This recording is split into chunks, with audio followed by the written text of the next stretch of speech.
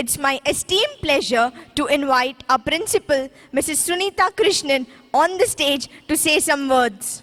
Ma'am, you hardly need any introduction. You have made all of us proud with your phenomenal work for the students and upliftment of the school. You are one of the most well-respected dignitaries. So please, a round of applause for ma'am. Good evening, children. I think this is the first time that we are having this crowd over here post-COVID. So a big round of applause that finally we are there in bigger numbers. And hopefully by next month we'll be even larger numbers for all the events that we have at school. And that again is thanks to science. Science is not something which is excluded from our life. We are science and science is us. It's part and parcel of our life. Let's get to that a little later. Before that, I think we need a round of applause for the people who did the mime today, as well as the song and the speeches. I want the people who are here, please come on stage with the teachers. So the science teachers have been really running around like headless chicken trying to get this ready in time. And the other teachers, I know we'll get our day. We might have an English day or we might have another day for us to celebrate, don't worry. Okay, but this is a time that we appreciate all our science teachers. Teachers, please move forward.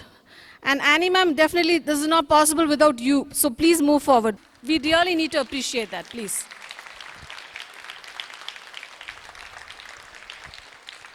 That skeletal system is the framework which gave what is the foundation for today's program.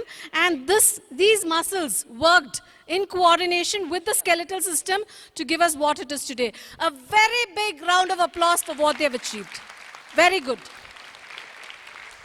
Thank you so much, teachers. Thank you so much, children. I would like to ask you a question. What do you think is science?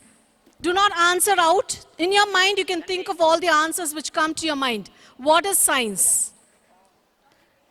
Okay, I'll give you one definition of science which was given by a science teacher, a scientist, who told the whole world that science is nothing. I'll tell you his name first. His name is Richard Feynman.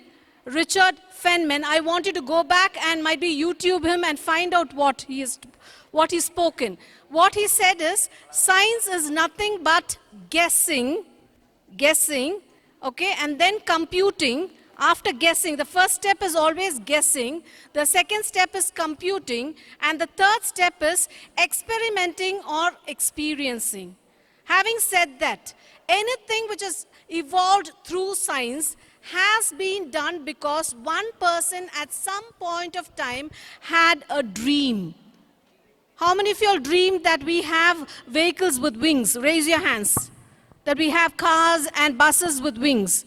Okay, it's always the younger ones who raise their hands because they're not feeling ashamed of having such dreams. But I have a dream that we have vehicles with wings. Okay, so I don't think we should ever think that our dreams are too weird. It's something which cannot be achieved. Let's rewind back in history. Please lower your hands, children. Yeah. Okay, let's rewind back in history. Imagine that all of us were there in the Stone Age. We were there in the caves. Okay, and we were hunting animals and we were eating. We were all in that scenario. So there was one person who discovered the wheel. Okay, who discovered the wheel. Did that change human life or not? Yes or no? Okay, definitely it changed the human life, hopefully for the better. We do not know for sure whether it's for the better, whether we are better as barbarians living in the Stone Age or whether we are better now. So the first invention we could say was the wheel, which transformed human life. Similarly, there were various inventions over the centuries which were all nothing but dreams of certain individuals. You go back home and ask your grandpas or old people around your house and ask them, how did you communicate without a mobile phone? Might be, let's say, 30 years, 40 years back. And they would come up with stories where they had a telegraph machine and then a fax machine and things like that. But today, we are able to communicate with each other so fast. And if at that time you had told someone that you can have an instrument in your hand which can work as a radio, which can work as a camera, which can work as a communication tool, nobody would have accepted that. But there were people who believed in those dreams and they were able to achieve this mobile that we carry with us.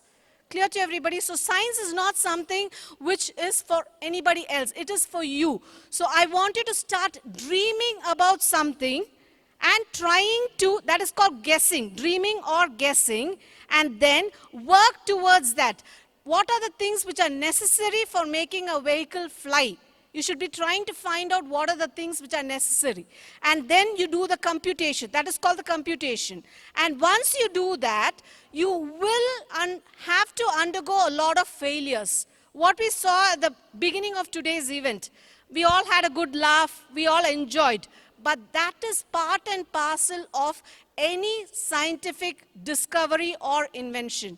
Without making mistakes, it's not possible to discover anything. But a person who has a scientific bent will not allow failures to stop them.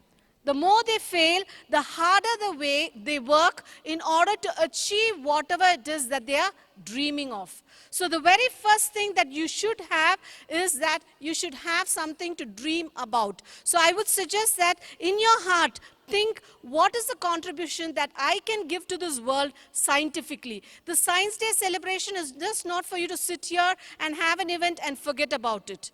You should start thinking in a different way. You should start planning. Next year, when we are celebrating this Science Day, might be the 10th grade will not be with us at that time, or they will be with us as 11th grade students. It's possible. It's their choice whether they're continuing or not. And then, when we are having that even the next year, I want more of you all to come up with some kind of small things that you have invented. Is it clear to everybody? Will you work for that?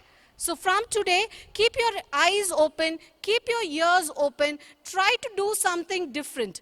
All the things which are achieved in this world were achieved by people like you, by children like you who had dreams, who worked hard for that, and who converted it through their hard work into something which was beneficial to society. How many of you all think, okay, the Science Day every year we're going to have it, and we just celebrate it, we listen to some speeches, we have some program, and we go back home.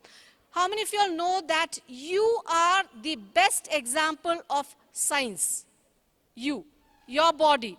Your body is the best scientific tool. Thank you so much. There are 4 or 5 of you who are raising your hand, who are already aware of the fact that this body that you have is nothing but all elements of science combined together. You know you have acids inside you? Yes. You have gases inside you? Definitely yes. Okay. So all of us are part. And do we grow when we eat something? What we learned in biology? Yes? So every part of science is integrated inside you.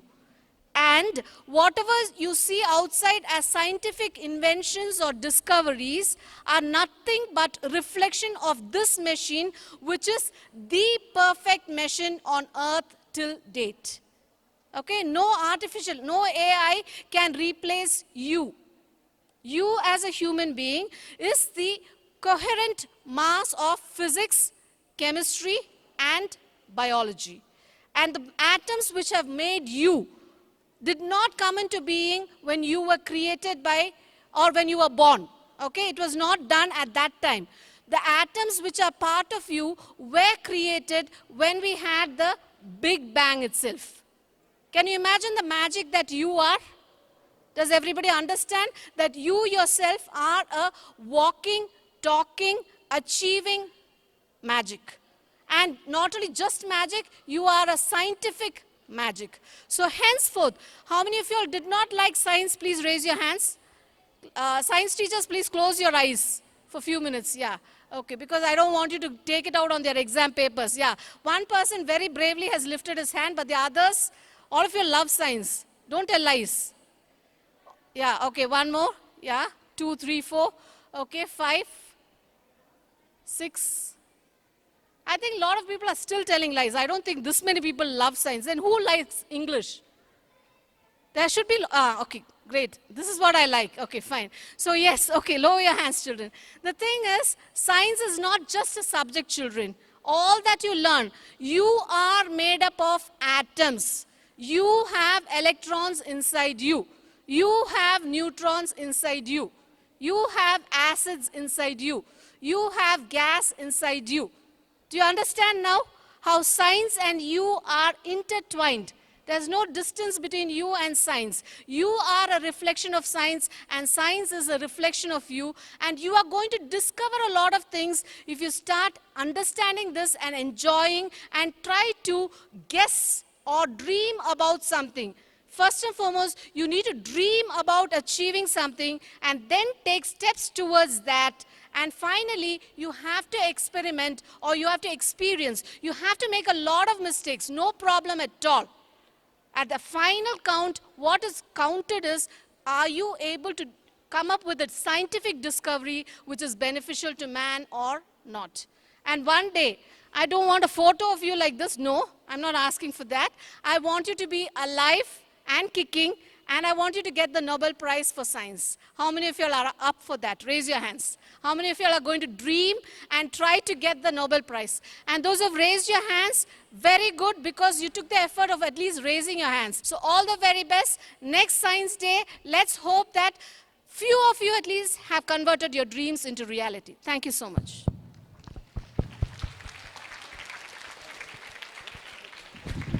Thank you, ma'am, for sharing your views.